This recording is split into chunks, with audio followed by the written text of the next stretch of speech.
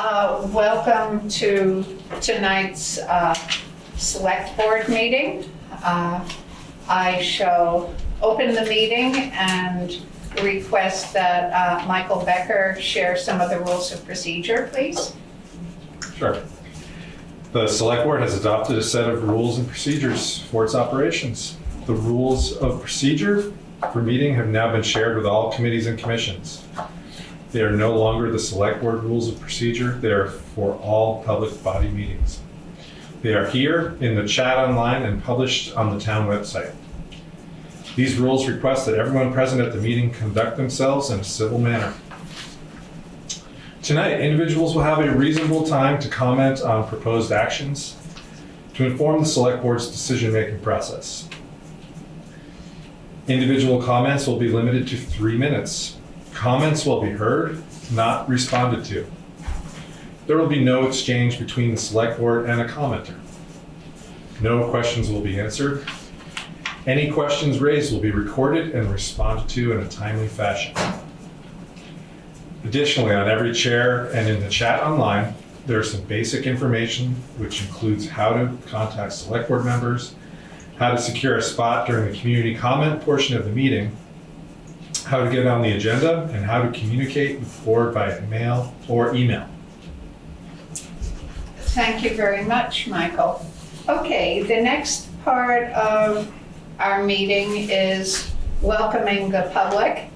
And we have 2 people who are going to report to us. And so, Matt, will you come and introduce yourself? And Hi, I'm Matt Stinchfield, Guilford resident. I live on Bassett Hill Road. I was asked to come tonight to get people up to date on Game of Logging, which is a syndicated chainsaw safety training program that is historically pretty hard to get into, only because there aren't a lot of open enrollment classes. Most of the classes are already filled because they're for a land trust or for a community's DPW or something like that.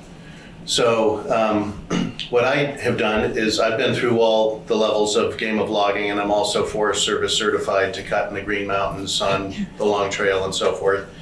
So I know the instructors who are based out of Chester, Vermont and over near Manchester, and they're called Northeast Woodland Training.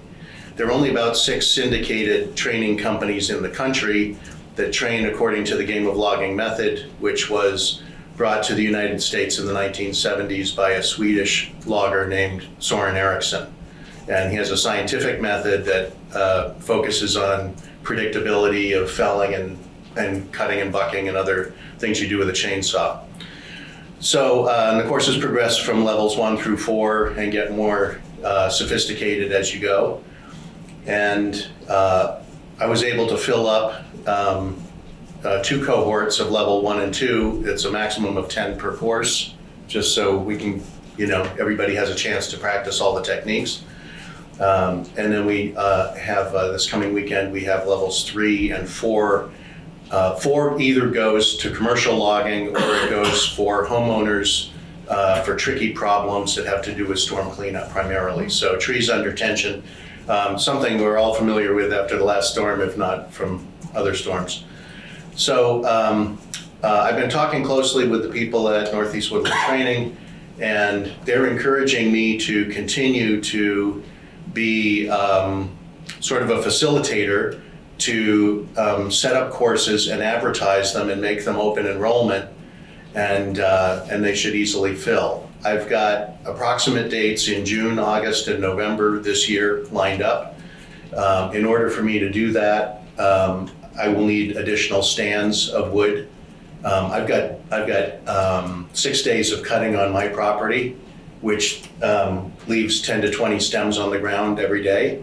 So I've got a year's worth of cleanup from just hosting the courses, so we need other hosts. But the way I would do it is I would work in between the host property and Northeast Woodland Training to get the instructors lined up, and then do the advertising and registration process myself.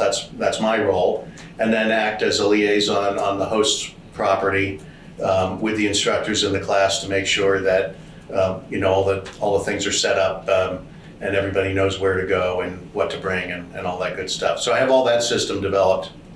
It's just a matter right now of finding some additional stands. I will probably do levels 1 through 4 in June, levels 1 and 2 in August, and then levels 1 through 4 again in November.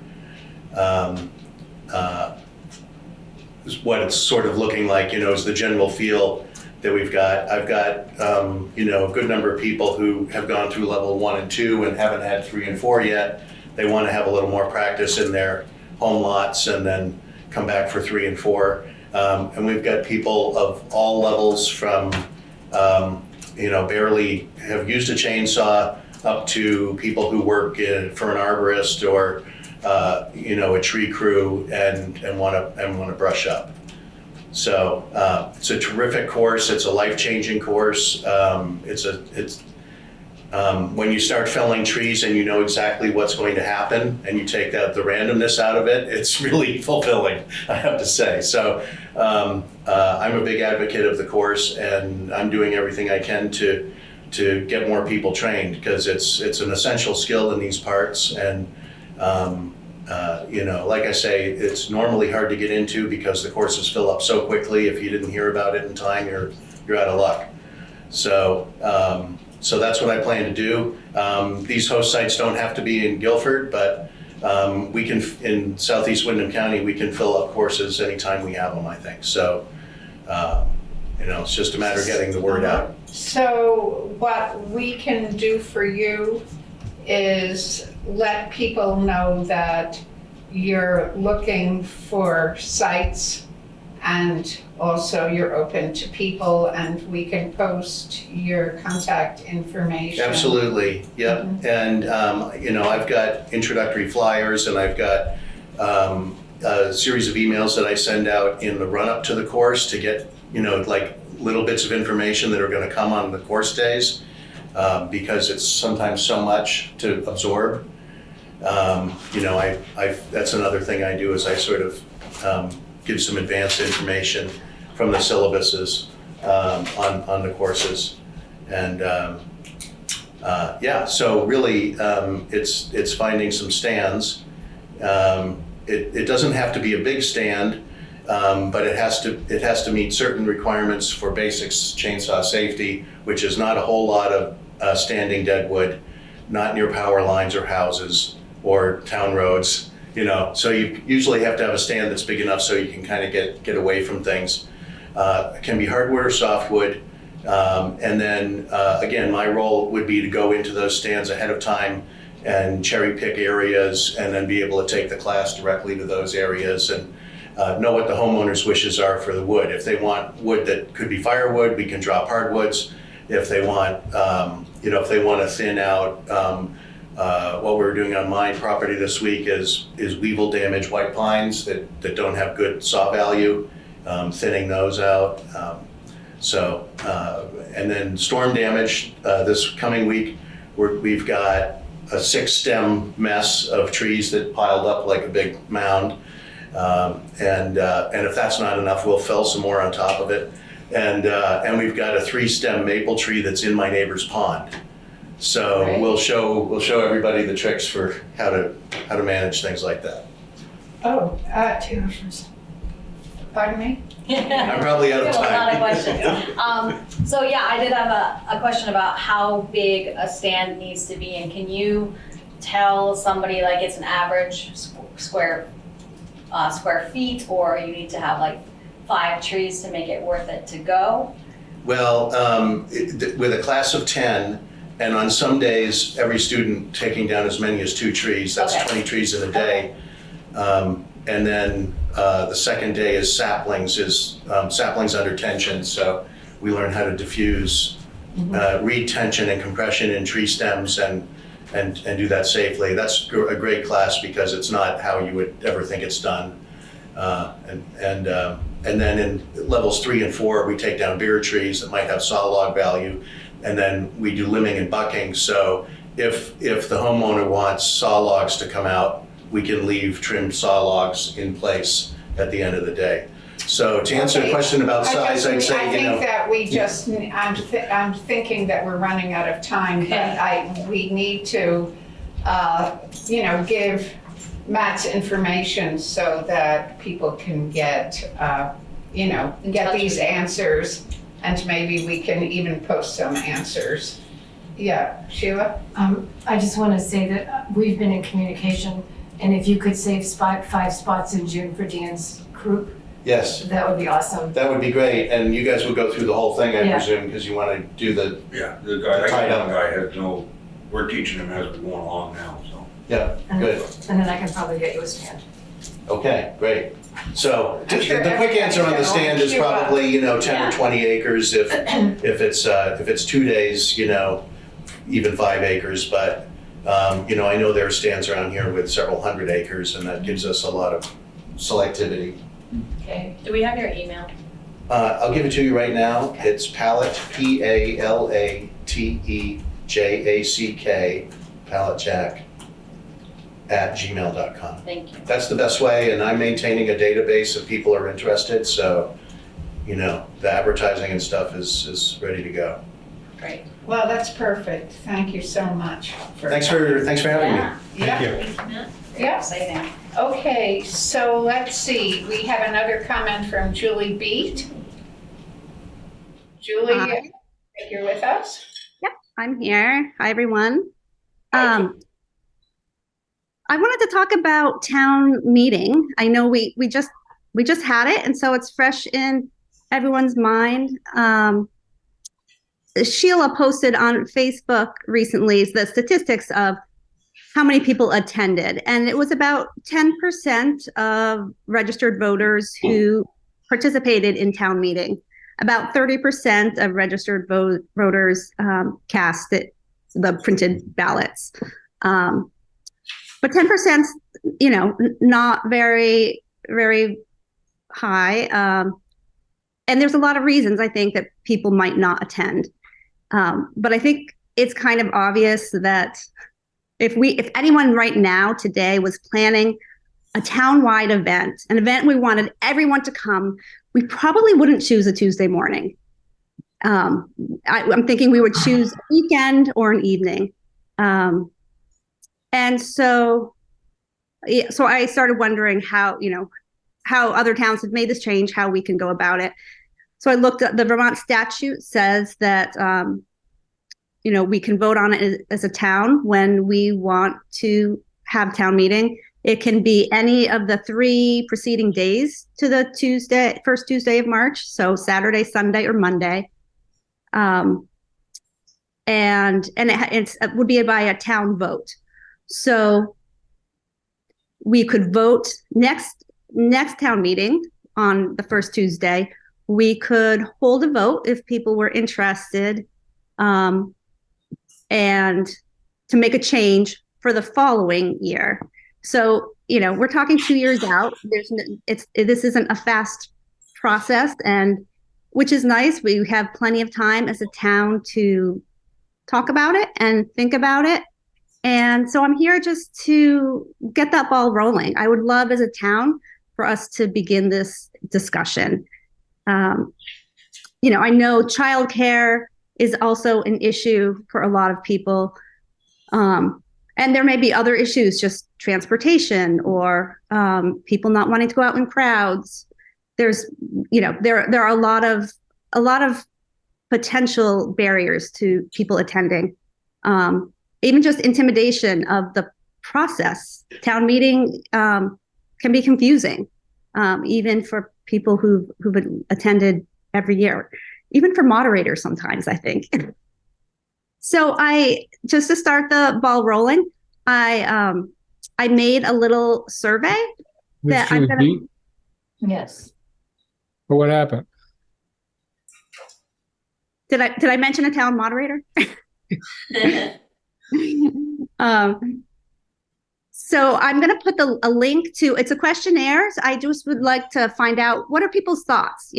I personally think changing the day to a weekend would be really helpful, but maybe I'm the only one. I don't know. So I'd like to find out what people think. So what I'm going to ask all of you tonight is I'm going to put a link in the Zoom chat.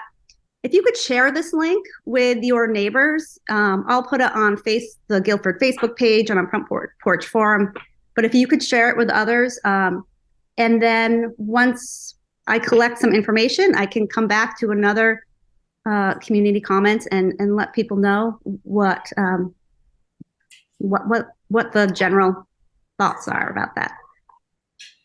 Okay, well, thanks so much, Julie. So we'll have that information in the chat, and I'm sure that people will be able to pick it up in a range of different ways, and maybe you might even write something for the Gazette about it. So let's see, number 4, are there any changes to agenda order? Don't believe so. Anybody? Okay, we can move right along then to approval of the minutes of the 3/13 meeting. Do we have a motion? So moved. Okay, is there a second? I second. Okay, so does anybody have any comment about it on the select board? Okay, we are now ready to hear from the public regarding this. I will call on people in turn. Comments are to be directed to the chair. Everyone has 3 minutes to provide a statement or an opinion. Because this is a comment period, there will be no back and forth between the select board and speaker. Any questions will be recorded and answered as soon as possible after the meeting, as the select board considers this motion. So now is the time for residents to speak about it. Anybody have anything to say about the minutes? Okay, then we'll move on to a roll call vote. As we know, Zahn is out of the area. Rusty? Aye. Michael? Aye. Tara? Aye. And Veranda says aye, so we have approved the minutes. The next part is updates and reports. And so the first item is I wanted to take a little time just to mention the storm that we had and Guilford's response. I mean, I think all of us want to thank Green Mountain Power for bringing so many people in. It was the longest power outage I can remember in 53 years. And also, even though it was business as usual, you might say, for our highway department, it was just a huge task. Also, the BBCC, the Broadwood Community Center, and the library, and the Guilford store all weighed in. And I know that there were other groups that posted and helped people out, and individuals on their own roads picked up the slack when there were difficulties. And I wanted to suggest that if people would like to share stories about the storm briefly, send them to me, to my town email address, because I think the Guilford Gazette would be interested in having a section, especially because it will come out in the spring. So thinking about the storm, I think will be an epic memory. And so we're going to move on to the highway report, and Erika was going to start this going.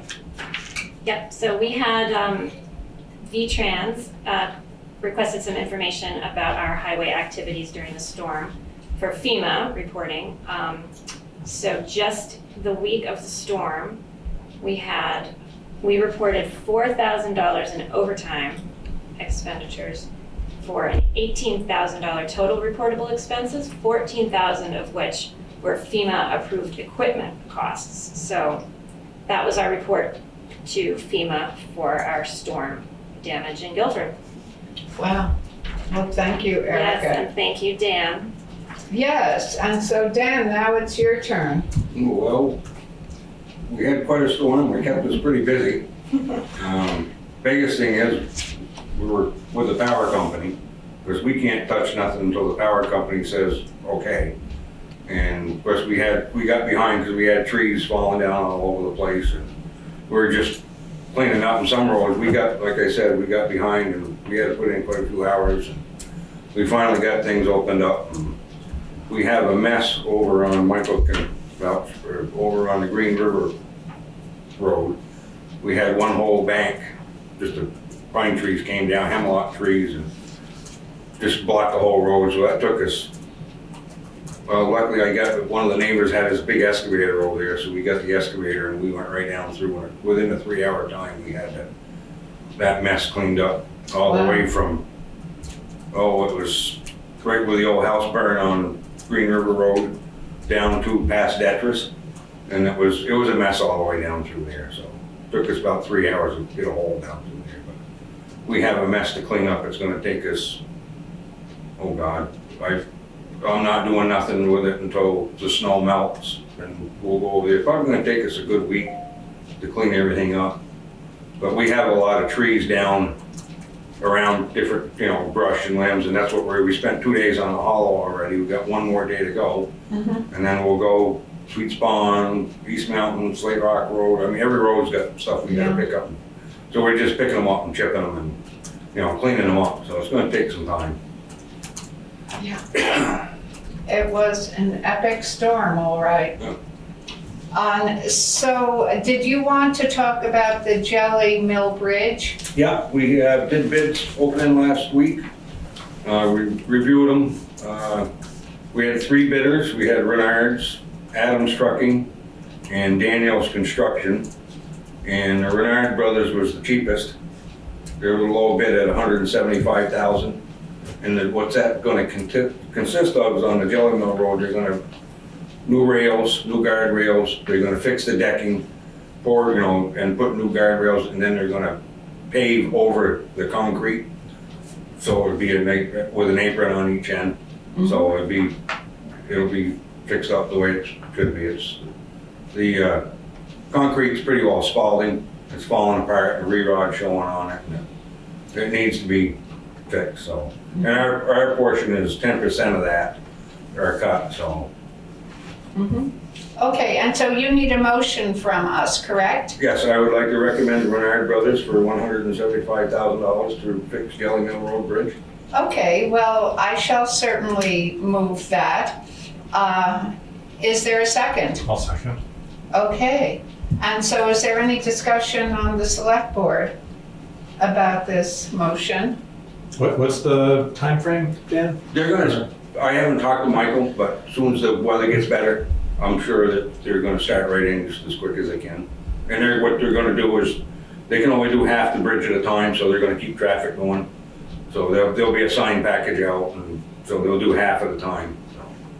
So it'll stay open. Yep, it'll stay open. That's great. Okay, well, we're ready to hear from the public. I will repeat our text just so that everybody remembers. I'll call on people in turn. Comments are to be directed to the chair. Everyone has 3 minutes. Because this is a comment period, there will be no back and forth between the select board and the speaker. Any questions will be recorded and answered as soon as possible after the meeting. As the select board considers this motion, now is the moment to hear from residents about it. And so would anybody like to talk about the Jelly Mill Bridge? Yeah. I'm sorry, I'm consulting with Sheila here. So this is when you want to talk about the source of revenues and what happens if there's any overrun on costs? All right. Okay, Erika. Okay. So there's a grant. It's a structures grant from the Agency of Transportation that is for $175,000. We match 10% from our Bridges Fund. So, Which is a capital fund. which is a capital. Oh, no, sorry, it's the Bridges No, Fund. It's the Bridges Fund. Yes. Yeah, I was gonna say. And we don't know what the miscellaneous other costs are gonna be yet. Sure. Is that it? Okay, so are we ready to vote on this? That grant's already been approved? Yes, Yeah. and yes, it's great funded as well, right? Yeah. No, No? you don't have the money for it. You get, it's a reimbursement grant. Okay. There you go. Excellent, Was that clear? yes. Okay, so are we ready to vote on this then? Okay, Rusty? Aye. Michael? Aye. Tara? Aye. And Veranda says aye. Okay, so now we're ready. I have another thing. I Oh, know great. we have a list on there for road posting. Oh, yes. I don't want to post the roads this year because they're drying up, they're doing good, so there's no need of posting roads this year. That's great. We have to do it under new business, but I'm really glad to hear it. All right. I mean, we'll table it when the time comes, but that's great. Good Okay. news. Yeah. Great news.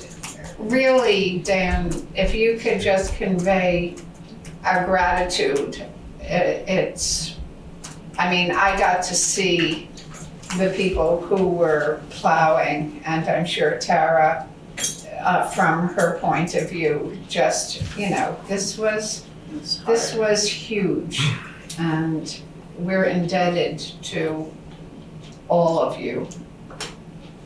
Okay, so now we're moving on to the Vermont Emergency Management Survey, and we have Dan Ingold here. Dan, do you want to come up Sure. and sit here? Sure, I'm actually going to turn this over to you first. So, as you're aware, you appointed me EMD beginning of the year, and I am up and running. But one of the things that just happened is regarding the 5-year state hazard mitigation plan. And it's due for an update this year. And they would like to hear experiences and needs from the different towns and cities. So they have a flyer, and I've got for the select board. Basically, they want the information back by the 28th of April. So it'll go to Alyssa at the Wyndham Regional Commission. So any questions that you have or whatnot, if it's okay with the select board, I'll be the prime point of contact for that. But specifically the select board, the highway department, I'm also a trustee of the fire department, be meeting next Monday with that, with them. But any sort of questions, my email, emd@guilfordvermont.gov is now up and operating. Thank you to Sheila and John. So all set with that. So anything that you have, and also I know Steve Lemke, he probably can be here tonight, he's out of town, but he's a neighbor of mine, and I will talk to him also to get his feedback for that. So anyhow, if it's okay with you, I'll be point of contact, and I'll gather information and make sure everyone's CC'd what all the questions and comments are, and then get them to the Wyndham Regional Commission. Mhm. Okay. Oh, that sounds terrific. All right, so that's an easy one. That's the first. Second thing I wanted to just go over is sort of an update where I am with emergency management. So I did take the 8-hour course for emergency management directors. So I finished that and got my little certificate.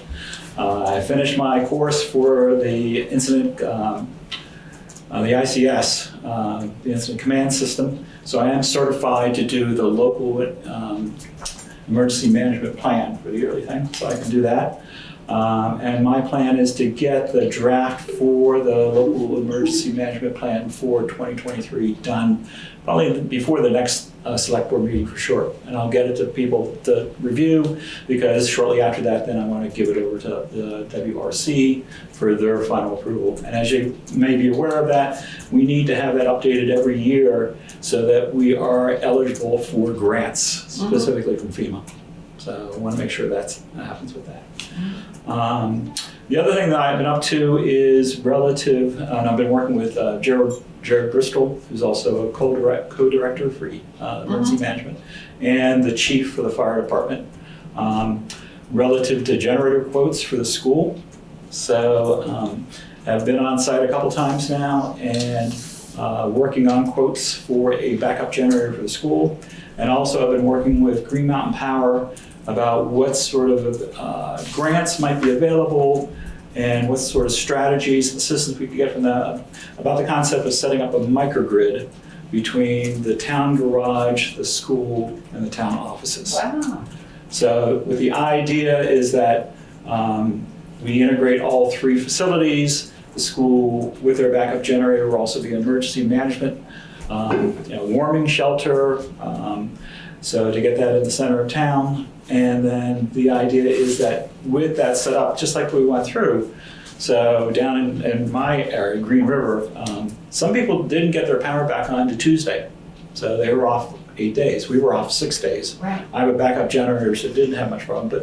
But when you go that long, I think we will be having storms like this in the future, if not worse, unfortunately, to be able to be more efficient with our generator usage and have the resilience and reliability of having the three in a microgrid makes a lot of sense. So anyhow, I'll keep reporting back to the board as I make progress on that, and when I get the quotes for the generator for the school. So that's what I'm up to. So I just wanted to see if there are any questions or. Well, does anybody have any questions? I certainly think this is a great idea to have a microgrid, and we'll probably be needing to look in the future to more isolated parts of town. I mean, like Green River Village, to, we're gonna have to take this really seriously. Oh, we do. No, I know that you do. I just mean different neighborhoods are going to have to come up with some plans. Yeah, How to I think take care of so. people. But this will be the way to start Yes, with Green Mountain Power. exactly. Green Mountain Power has been proactive with this actually for the town of Rochester. They've been setting up a similar resilience Oh, really? microgrid, Uh-huh. with their school, with their town offices and whatnot. So, they're a good group to work with. And as you know, the fire chief, Jared, is also a lineman for GMP. So, and has been very instrumental in helping us, in the coordination there. So, Well, thank you so much. Sheila has a comment. Sheila. Oh, Sheila. So, we had a meeting with Sarah Coffey this afternoon, and she was just on another topic, but she was inquiring about how we provided EMD services through this last storm. And so I described a little bit to her. But I think one of the things that she was asking is how are we going to let people know in the future what to do if they have issues? Because it was kind of like, I don't know what you heard, but but the exchange between us. And I don't think that needs to be answered tonight, but just we need to be thoughtful about how that's going to happen, what might happen going forward. that's really interesting, and just defer for just a minute here. In dealing, newly in the EMD, where I am on River Road, so I'm, a mile from Massachusetts, and Coleraine, their River Road was actually in worse shape. I mean, it's still in worse shape than what we're seeing here in Guilford. So I actually contacted the EMD there, Jim Lyons, and asked what's the situation down there, very similar to what we're seeing in Guilford. But one of the things he told me about is they also have a program that they set up a few years ago where every member of the community was asked if they want to provide a contact phone number. And they've set up a calling program where it's computer generated and you can do like 60 calls a minute, but go through a list. What's that? We had, and Irene had, Phone chain. we had her, when he was the EMD Right. director, he had a call system. Yeah. So like when we started losing culverts on Slate Rock Road, I got a hold of him and I said, can you do your phone call and say, we're gonna lose part of the road? Right. And he did. He got on his little, whatever they did, and of course if your phone line. I got to track that down because this is very similar to what Yeah, I'm thinking. they had, that was back in Irene when. But to set up, whether it's roads are closed, how to make any sort of call, emergency call, whether it's a 211 call. So to basically get people educated when something like this happened. So anyhow, I'll work with that and I'll That's figure out how great to do it. know. Of course, our phones were out too. Yeah, so Oh, yeah. that's my question, like what kind of plan can we come up with for people that don't have any phone or any internet? I mean, what can we do then? I've got to think about it and talk to people. Check on people and Yeah. get our So, and the other thing I do have to forces out. Yeah, since I became EMD, I have had a good half a dozen people volunteer saying they wanted to be on. And as soon as I get the local emergency management plan draft done, then I want to start bringing those volunteers in and getting their ideas and how they can help this. Because it's definitely too much for one person Oh, for yeah, this sort of stuff. So I'm really glad that people are volunteering. Yeah, and in the past, I think there have been meetings of neighborhoods getting together and, for instance, identifying who is vulnerable and setting up systems. I mean, we had a situation on the Packer Corners Road where somebody fell in the snow and couldn't get up, and luckily her cell phone worked when none of ours did, and Right. she was able to have John Franklin and other people come up and help. But it will, I think, micro-organizing like that will be really important. Right, I totally agree. That was one of the things that a couple of the volunteers have brought up in my neighborhood. We've actually brought up how we check on each other, our neighbors, who we may have not talked to for 2 years. But when something like this happens, we are neighbors who will always help each other. So, but to get that so that we know how to identify those who are vulnerable and how to get them help when something like this happens. So yeah, I'm going to be focusing on that too. That sounds great. Well, maybe before next winter, putting together a Gazette article, like maybe in the fall, to help people. Before next fall, I'd like to have half a dozen community organization meetings just Yeah. to get that going. That sounds great. Okay. Okay, anything else for Dan? I just have one more thing to Sure. say. Battery operated radios would work, right? If everything else is down. Radio waves. Our radio system's in the truck. Yeah. The road crews. Of course, we got a tower up on top of Sweets Pond, that's our repeater. Of course, when the power goes out, the repeater's down, but we can go truck to truck. So we had radio communication with everybody. Do you think that people that were on Packer Corners Road, if they had a radio, that they would have been able to use it? I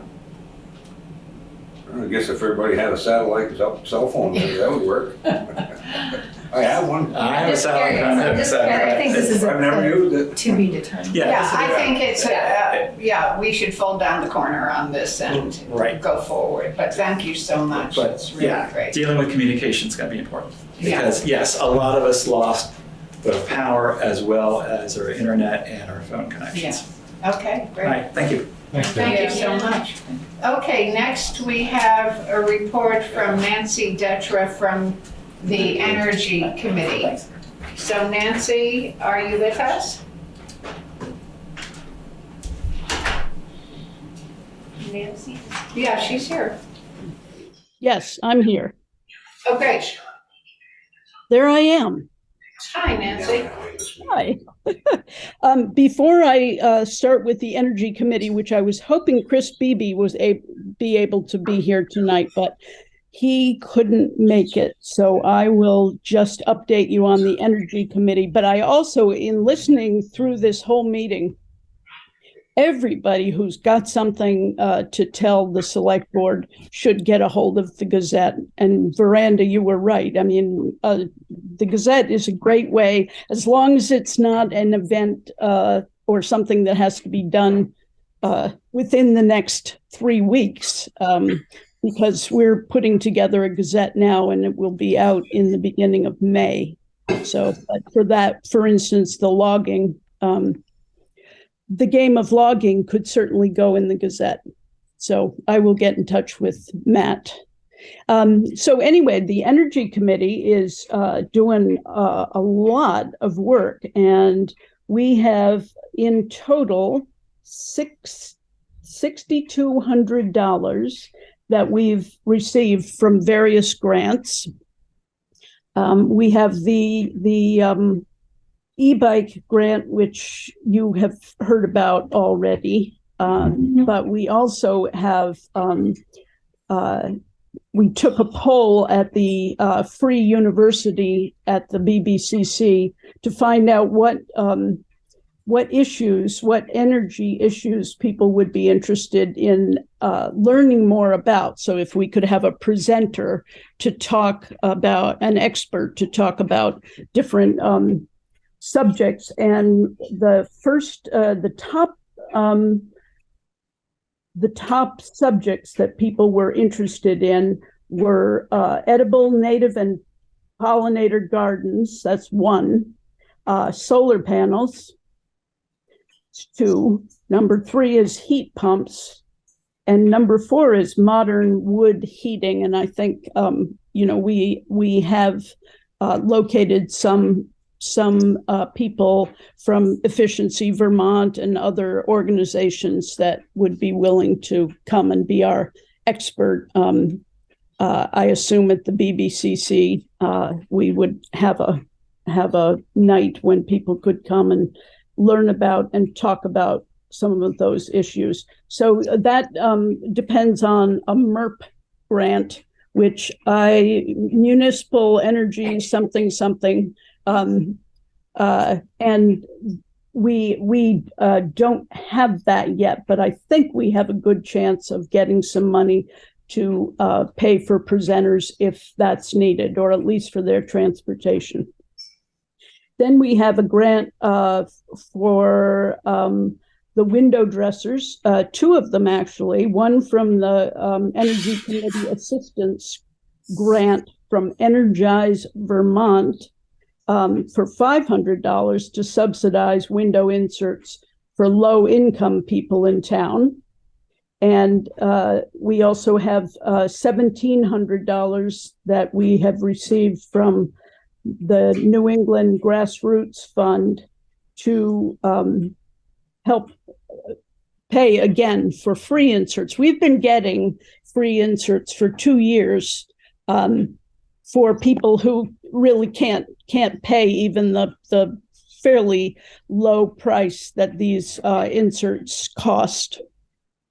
So we need to pay back a little bit to window dressers because they are a gracious organization and just offer window inserts to people who can't pay for them. But we need to pay back a little of that. And we have more funds for people this year. And I'm hoping that the whole program spreads by word of mouth. It certainly did for its second year. We had a lot more people, made 100 more inserts than we did the year before. So anyway, if everybody gets window inserts in their drafty windows, we're going to be a warmer town and not spend so much money on fuel. So, and not also set the carbon off into the environment. So then we have an ARPA grant, which the ARPA committee graciously gave us for $1,000 to do window or inserts for the library, which I think will be a big help because the library has drafty windows for sure. So we're going to save a little money on for the town on heat for that building. And the final one is, let's see, the final one is from Efficiency Vermont, and it's still in the works as to whether we will get that or not. That doesn't it's not part of the $6,200. That's all grant money that has come in already. So we're very happy to be up and running and getting some work done that is not going to cost the town money and will, in fact, help everybody. So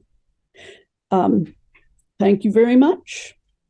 Well, thank you, Nancy. And so the Efficiency Vermont grant, did you already say what that was for? That one was, let's see, something that Chris Beebe was going to talk about. And to tell you the truth, I'm not quite sure what that was about. Okay, well, please thank the Energy Committee, all of you, for us. As people know, most likely, the Energy Committee is part of the Planning Commission. And so we certainly want energy efficiency to be part of our plan. So thanks, Nancy, for showing up and doing this. I'm sure we'll be working closely together in the future. Sure, thank you. Okay, terrific. Having me. Okay, so next we're moving on to the part of the business, the meeting that's old business. And the first order, which will be a motion, is to disband the ARPA Advisory Committee. We have already acknowledged the quality of their work before, but we need to formally disband that committee, relieving the folks who did that work of assuming the burden of ARPA work in the future. So can I have a motion to disband the ARPA committee? I'll make that motion. Okay, thank you, Michael. Do we have a second? I second. Okay, is there any discussion? Okay, then I shall call the roll. Rusty? Aye. Okay, Michael? Aye. Okay, Tara? Aye. And Veranda says aye. Okay, and so the next issue is the Statistical Reappraisal update. And Erika is going to report on that for us. Yep, so last select board meeting, we had this item on the agenda to receive this update, and here's what happened. This is from Lisa Berry, the assessor clerk, and basically she's been working on applying to do a statistical appraisal. And Guilford's original form was accepted months ago, but she just got word that the state does accept our criteria to go ahead and do a statistical versus a complete appraisal. So what she says was the form is the detailed reappraisal compliance plan application was accepted by Vermont PDR, Property Valuation and Review. And because Guilford is planning a statistical reappraisal, we were required to perform a data quality study. So that study indicates to the state that a statistical reappraisal is the appropriate way to go at this time. So. Okay, well, I'm sure that that Lisa understands completely what that means. Yeah, so it's statistical versus complete, where they go into every home. Right. So they're doing a sample size. Mm-hmm. Well, thank you so much for that report, Erika. Next, we'll be reviewing a draft letter to VTRANS regarding traffic safety in Algiers. And I think, Sheila, would you like to come up, and since you've been working on this together with others? For 8 years. Oh, 8 years, okay. Maybe longer. So we did draft a letter, and I've run it by Sarah Coffey, who is the chair of the Transportation Committee, and Dan Zombreski. Both agreed that this is the thing to be asking VTRANS to pass up the state chain to see if we can get some action in Algiers Village. So I just wanted to read the draft, which is to Mark Pickering, who's the district project manager, and then hopefully ask the select board to approve this letter so that we can hand it to him tomorrow in our meeting with him. So the letter reads, the town of Guilford has been communicating its concerns about vehicle pedestrian and bike safety in Algiers Village for many years. A road safety audit review was completed in 2019 by VTRANS, and many of the recommendations made in that report have been implemented. Speed limits have been reduced, the restricted parking area has been more clearly demarcated, and the town installed radar speed alert signs at the north and south entry points into the village. A copy of the recommendations and actions taken is attached. Yet, drivers always take a leap of faith exiting the Guilford Country Store parking lot that a vehicle is not speeding around the blind spot, and pedestrians continue to fear for their safety. The Select Board understands that the preferred action at this point would be to apply for a bike and pedestrian study that could be followed by an implementation study. That process could conceivably add another year to a long outstanding problem. Instead, the Select Board would like the state to consider implementing one of two possible traffic calming options. The first, install three-way stop signs at the intersection of Guilford Road and Route 5. This would be the least costly and quickest action to take. We recognize that the many commercial trucks that roar through the village on Route 5 might create an undue noise burden. However, time and increasing awareness of the stop signs are likely to alleviate that problem relatively rapidly. Those stop signs would allow pedestrians to cross Route 5 safely and would significantly reduce the speed at which northbound traffic races by the country store. The second option is to create a sidewalk in the right-of-way on the south side of Route 5 from the Woodcock Building to Bee Barn Road, and then a crosswalk between that sidewalk and the one on the southeast corner of Guilford Center Road. This option is least preferred because A, the town would pretty much eliminate any green space between Route 5 and the homes along that side of the road.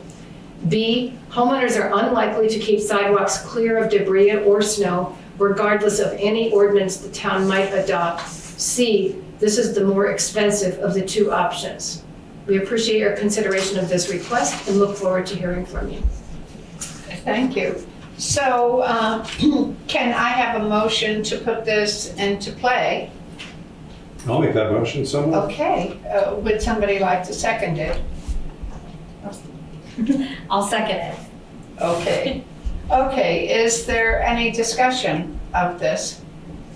I just wanted to say that I received a letter via email from Barry Aleshnik, who has also been working on this project for 17 years. And he was very much in support of the three-way stop sign after the discussion at the last meeting. He said that the problem is only going to be exacerbated by the Country Store 2.0, which is really busy. Also the community park and new housing in that area. And that 17 years ago, the road and the traffic was much different than it is today. Okay, well, thank you, Tara. And so are we ready to vote on this motion to approve this letter? Okay, Rusty. Nay. Okay, and Michael? Aye. Aye. Tara? Aye. And Miranda says aye. So thank you all for weighing in on this. And so, and thank you, Sheila, for shepherding that. Okay, so in new business, we have the Select Board goals for this coming year. And in speaking with Zahn, my suggestion, our suggestion, was to have the Select Board together have a workshop, a public workshop, where we can review our old goals and set new ones. And so is that acceptable to our Select Board members? Do you think that's a good idea? I do. Okay, I'd be well, in favor of that. I To don't. make a motion to, I don't think we need a motion for that, Okay. do we? No, we can just agree Okay. to do it. And it will be a warned meeting. It will be a warrant meeting and it will be Zoomable. Yep. Okay, that's great. So next, we're moving on to the town plan, the 2022 to 2030 final town plan. In December, the Planning Commission held its public hearing concerning the minor revisions to the 2022 to 2030 town plan, after which they recommended to the Select Board to adopt the town plan, and the Select Board held its own public hearing on 3/23, during which no further comments were received. So I'd like to move that we adopt the final town plan. Can we have a second? I'm happy to do that. Oh, I think Rusty would like to Yeah, do let's that. let Rusty. That's right. Zoom is good. Okay, so Rusty has seconded it. Is there any discussion? Okay, then we'll call the roll. Rusty? Aye. Michael? Aye. Tara? Aye. And Veranda says aye. So we have adopted the final town plan. And in keeping, the next item on the agenda was annual road postings. And with Danny's recommendation, we are tabling this. And I know that everybody will be ecstatic if we could just not have more mud. The mud has been pretty good this year. I mean, we've had little pockets. We'll still probably get the cold spots that's starting to thaw out Right. now, but I don't think we're gonna see mud like we have in the past. We may get a little bit, but we've been grading roads. I mean, that's, For if we sure. didn't have this snowstorm, it would have been around once already where we could. So, Well, that's terrific. May it be so. From Danny's mouth to the goddess's ear. Okay, so now it's time for the warrants. And Thanks, Danny. Have a good night. yeah, thank you so much for your perseverance. Yep. Okay, so I move that we pay the following warrants. Payroll week 3, 1923 for the sum of $10,505.31. Payroll week 3, 2623 for the sum of $17,371.82. Expense warrant number 2318 for the sum of $73,107.70 for a grand total of $100,984.83. Is there a second? I'll second. Okay, thank you.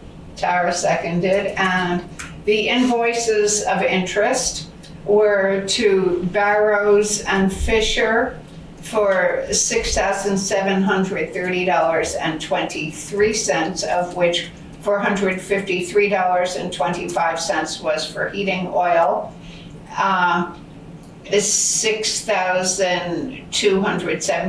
$6,277 was for diesel, fuel, all highway expenses. Cargill Incorporated, $5,420.68 for salt. There was the ARPA grant award for Friends of Algiers Village coming to $29,300 that was approved at the 3/12 Select Board meeting. And then there were legal services, the sum of $4,270 total between two invoices. Now, $105 were for regular town legal costs, and $4,165 were allocated for Heron versus Select Board. So Heron represents 98% of the legal fees for this invoice. So I can also go over the funds that the expenditures come from, but I think that this may suffice for now. Okay, so did we second it yet? Tara seconded. Oh, good. Is there any discussion further? Okay, then why don't we take the roll this way? Tara? Aye. Michael? Aye. Aye. Rusty? Aye. And Miranda says aye. So the next order of business is the roads. Annually, the Select Board adopts town road and bridge standards, a motion to adopt the standards. And so, let's see, Sheila, do you know who has to sign for this? There were lots of places that, I'm pretty sure that, is it the whole select board or can Erika sign for us? Well, there are several lines, but it just says duly authorized administrator. Erika That's can just sign. me. Okay, so if you guys agree, then I can sign. okay, and so we need a motion to adopt the town road and bridges standards. And so would somebody like to move that? So moved. Okay, would somebody like to second that? I'll second that. Okay, and is there any discussion? Okay, so Rusty, your vote? Aye. Michael? Aye. Tara? Aye. And I say aye. So, and we're authorizing Erika to sign that for us. Okay, so I think that the Select Board as a whole has not received any communications. Is that correct? That's my understanding. Okay, and here are the actions from the previous meeting. Okay, we elected a chair and a vice chair. We approved the minutes of 2/27. We authorized the purchase of the Kubota tractor mower. And let's see, there was a commitment letter, purchase order written, and a commitment letter written on 3/23. We authorized Sheila and Tara to draft the letter to VTRANS about Algiers Village. We received the recommendation of the ARPA subcommittee. We approved granting ARPA funds without stipulating specific expenses, and we approved the grant to the Friends of Algiers Village for $29,300. We approved select board appointments, and we approved the warrants.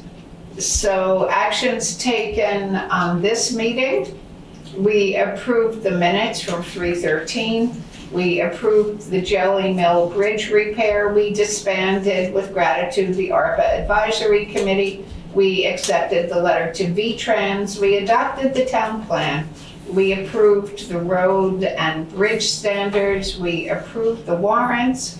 And amazingly, the actions to be taken, as far as we could tell, are none. Okay, I'm sure we'll be very active nonetheless.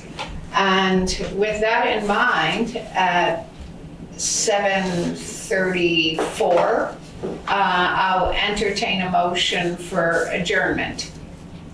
I'll move to adjourn. Okay, is there a second? I'll second. Okay, is there any discussion? Okay, so Rusty, Aye. Michael, Aye. Tara, Aye. and Miranda says aye. Okay, so the meeting is now adjourned. Thank you, everybody, for Thank coming and bearing with us for my first chair. You did great. Ship. You did really wonderful. Thank you.